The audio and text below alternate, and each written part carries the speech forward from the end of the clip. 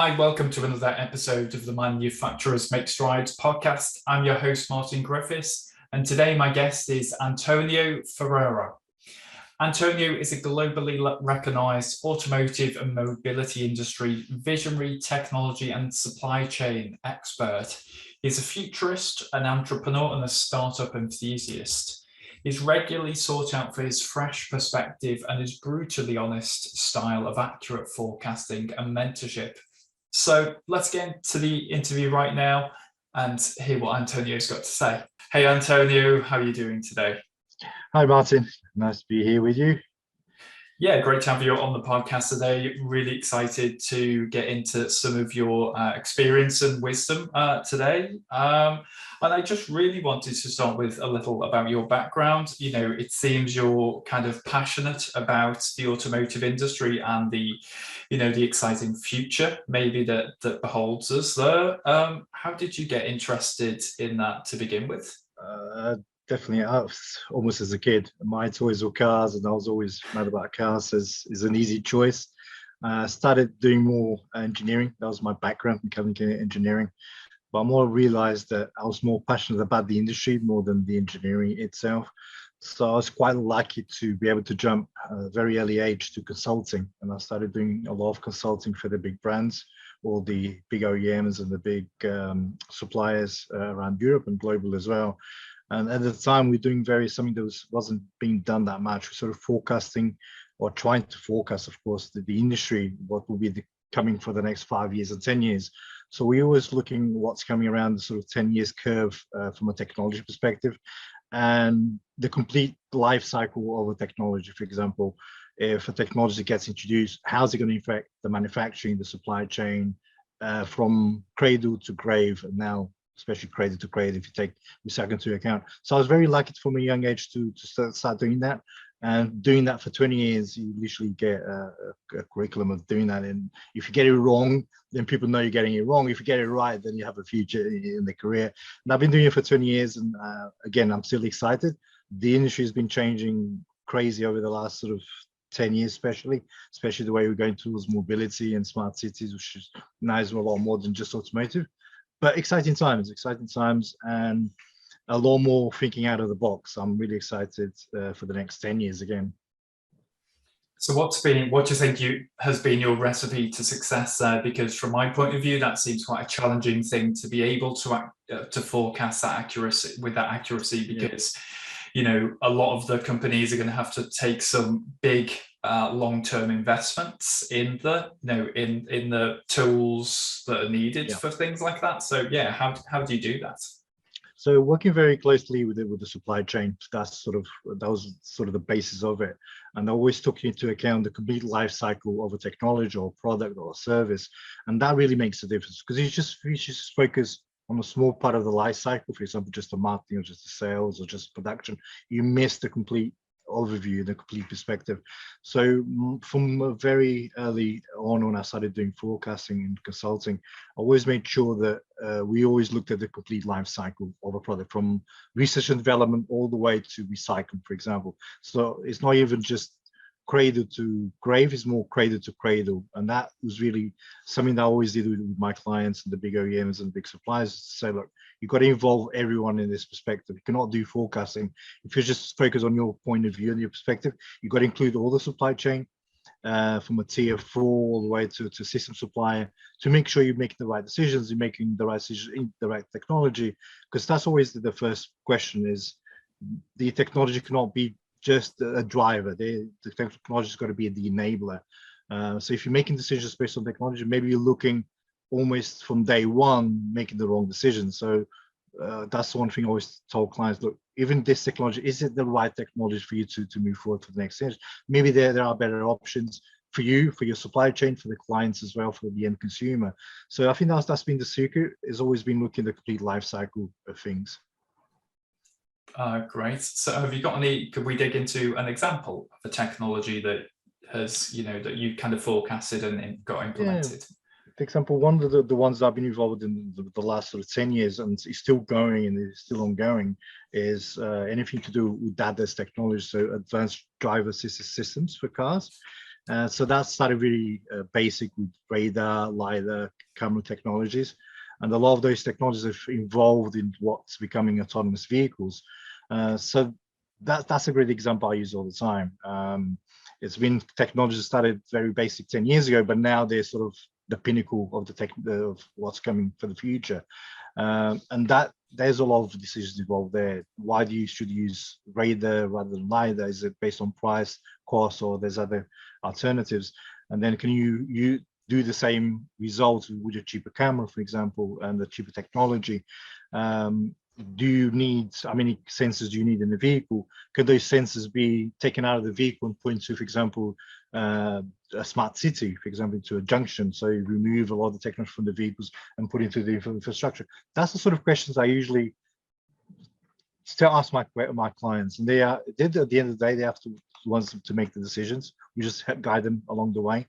But that's the sort of things when you look in 10 years of time is, okay, you've got to really think innovation, of course, but you've got to think a bit disruptive as well, because the industry, the way it's going, it really needs a lot of disruption, not just disruption for the sake of it, but disruptive in the sense you've got to really think outside of the box if you're going to survive for the next 10 years as a player in the automotive industry.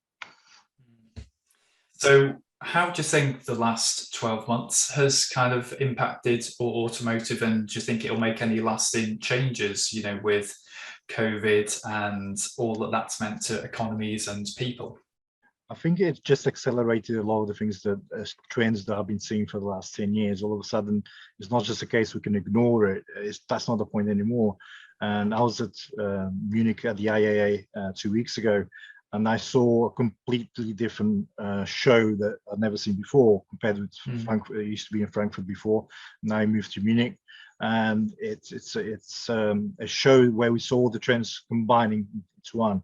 All of a sudden, it's not so much about the manufacturing, it's not so much about the production, it's more about the consumer, it's more about mobility rather than car as a product.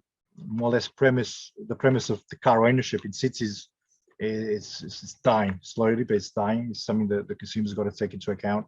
We're talking more about getting from A to B, especially the first mile to last mile approach in mobility. So I've seen a lot of the result of the last 10 years moves from just being warnings to this is reality. We cannot afford it anymore.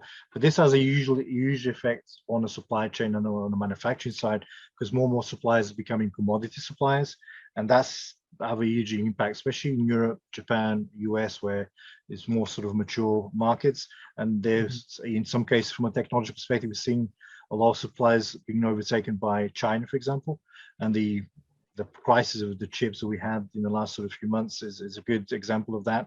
And from a manufacturing perspective, a lot of these suppliers in more mature markets suffering from, for example, places like India and places where production is a lot cheaper. So this has a huge impact in both sides. And again, if I look at this from a complete life cycle, as I mentioned before, you really got to start from the manufacturing. And that's where my biggest worry at the moment is, from the manufacturing side and production, because sales and market evolves, products evolve, services evolve, but at the end of the day, the ones that pay the price at the moment and paying a heavy price is the manufacturing and production. Okay, so a couple of things I wanted to dig into in that, like definitely the supply chains, but I just wanted to go back to something you said early on, where you said you think cars are becoming kind of more of just something to get you from A to B, just like a service, basically. Like, do you think we've had like we're at our last generation of people who are actually car lovers, maybe? Unfortunately, yes. I've been saying this for a while. For me, the freedom of getting my driver license at 17 and getting my first legal car, it was something that I don't see, for example, my sons doing anymore. For them, is more they're a lot more worried about the environment, sustainability, how to get the best value for money, how to get the value. So it's not about the ownership; it's more about the experience of a car or transport, if you want to call it that, because at the moment it's more of a combination of different transports more than anything else. So for that, I truly believe in cities, the premise of car ownership is dead. And it's been dead for a long time. We've just been slowly finding solutions for urban solutions for transport and transportation. Each city has its own challenges. For example, I live in Lisbon at the moment. Lisbon has its own set of challenges. Before I was living in London, that's a completely different city. I was in Munich 2 weeks ago, and each city has its own. That's why I'm more, I think automotive is moving from automotive to mobility. And now we're even moving the next step, which is smart city. So the car is going to move into smart cities, and the car itself or some public transport is going to be just a part of that puzzle of a smart city in the future. Got you, I see. So that's going to have some knock-on effects for supply chains. And you mentioned before that you think there'll be a lot of commoditization. So how do what do you think the next version of a world-class supply chain will look like? There's one thing, and I've been telling my clients and the industry for more than 6 years now, probably close to 8, that the business model as we have it is broken. We've been having the same business model for over 100 years, but that business model is designed for a product where a client buys that product and owns it X amount of time. But that business model doesn't work anymore if that product is being manufactured, in the case of a vehicle, is going to be used as a service. It's going to be used as an Uber service. It's going to be used by car sharing, by different people. So the business models we have is broken because the value of that service doesn't go back to the value chain, doesn't go back to the supply chain. So for example, let's say I'm a system supplier and I build the big part of the batteries, for example, which is probably one of the most costly components for a vehicle. I sell that as a component. And if I sell it, let's say for 10,000 euros, I get my contract, I get it for that unit, and then it's based on production. The more products, the higher the volume, the more profitability I get, which has been the business model for many, many years. That business model doesn't work for the supply chain anymore. The way it should work, and this is what I've been telling the automotive industry, but no one's brave enough to be the pioneers of doing it, is if, let's say I'm the battery supplier and that battery is worth 10% of the value of that vehicle, whenever that vehicle is used as a service, let's say as an Uber service or an A to B side of approach, let's say that ride costs 100 euros or $100, 10% of that value automatically should come back to me. I put the investment, I did the research and development, and the technology that we have, especially now with blockchain and the wallets, IoT, 5G, we can easily do it. So it's not a technology problem, it's more of an industry problem of being pioneers and being brave enough to do it. I think it's going to happen sooner or later. Otherwise, there's not going to be a supply chain to survive. There's going to be able to produce all these nice vehicles, all these nice transportation solutions we want, because everyone's focusing on the service side. Everyone's ignoring the production side. I haven't. I've literally invested myself into some of these alternatives, some of these solutions. That can be the answer. And for me, that will be a very fair system, a very fair solution. If I put in 10% of the investment of that vehicle, and I own 10% of that vehicle from a technology perspective, then it should be fair. Every time that vehicle is used, let's say for the next 10 years as a service, I get a 10% cut of that going back directly. So if that vehicle has a wallet, every time that wallet is used for payment, that there's no middleman at all. It goes directly to a system supplier, and then throughout the supply chain, right up to tier 4, tier 5, even to a bulk supply. If that bulk supply is a 0.000.1 value of that vehicle, then every time that vehicle is used as a service, it goes directly the value to that. And then all of a sudden, we can have a different business model, because then it's not so much about the product. There's a lot more value going back to the supply chain. So suppliers are a lot more willing to invest in technology, research, develop, because they know long-term the value will come back to them. And then especially talking about what the next generation wants, sustainability and all that sort of having a low carbon footprint, that makes even more sense, because then we can make the right investment, the right solutions, rather than building just on high volumes and production volumes. That business model has been dead for a very long time. We just have to admit it as soon as possible, admit it's dead, then move on to the next business model. Yeah. Where do you see that starting then? Do you think it's going to take like a new kind of startup or upstart to into the industry, or do you think it's going to be one of the the existing kind of automotive giants? I think it will start with the startup. For example, some of the projects that I've had, we did some proof of concepts using this business model, and they've proven that it works. We built an app, a very simple app, just to prove that the business model works using blockchain technology as a basis and using IoT. So I think the initial hard work or technology development will be done by a startup seen a lot of that on a service side. But you'll take a big manufacturer to say, hold on a second, this is what makes sense for me and my supply chain and my clients.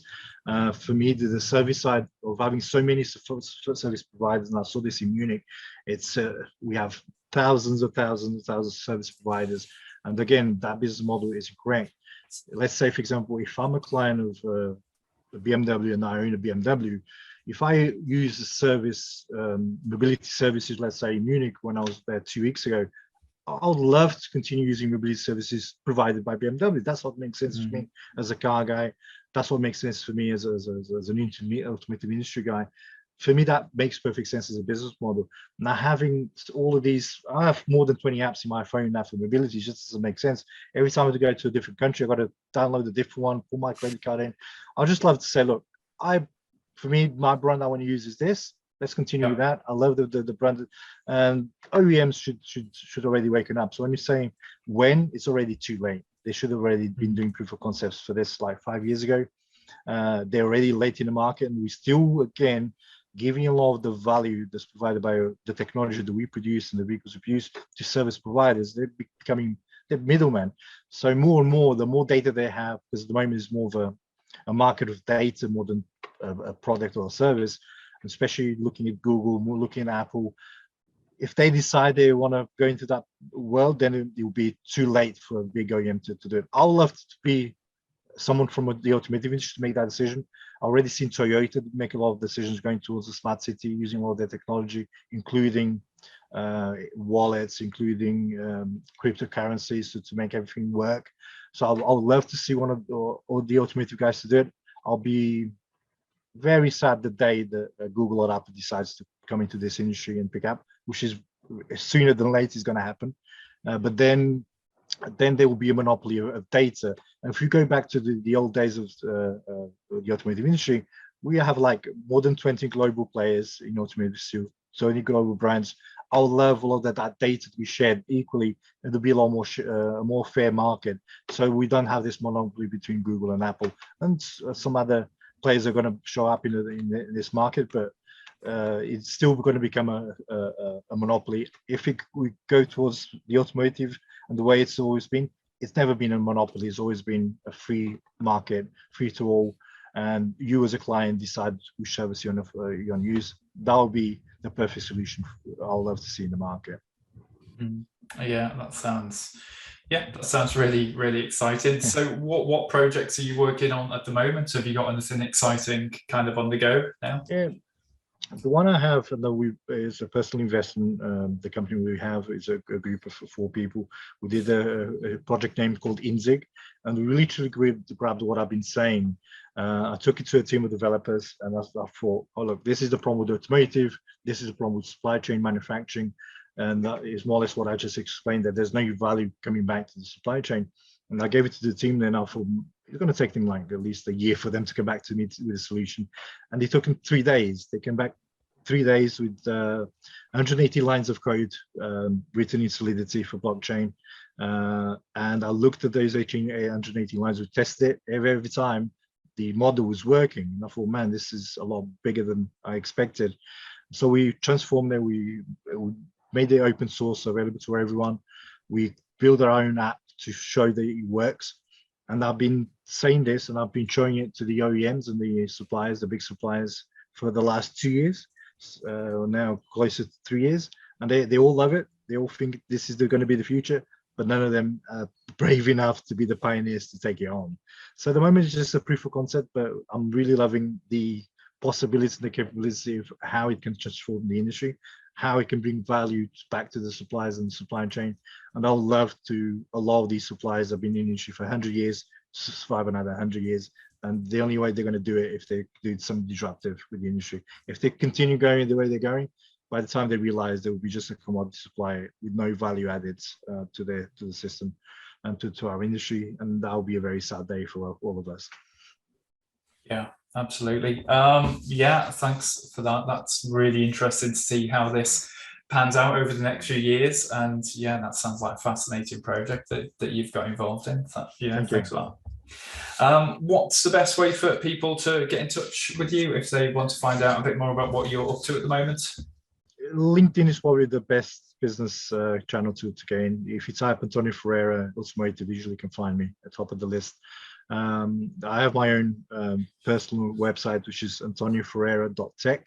Go there, you can find all the information for me. You can find my email there. Feel free to get in contact with me. I'll be more than happy to provide support, especially if it's someone from the automotive industry. I'm always here to support everyone, from even pro bono, because I want to make sure that players are not struggling the way they are. And sometimes it takes the simpler solutions have the bigger impact. So sometimes we're not talking about huge investments. We're not talking just adding technology just for the sake of it. Sometimes it's just making the right decisions at the right time. And those were sometimes are worth, it's cost zero. It's more just being brave enough to make those decisions. I'll be more than happy to help everyone in the automotive industry. So feel free to get in contact with me. It'll be a pleasure to help anyone that needs it. Cool. Amazing. Thanks, Antonio. Well, really appreciate chatting to you today. Have a great day. It's my pleasure. Cheers.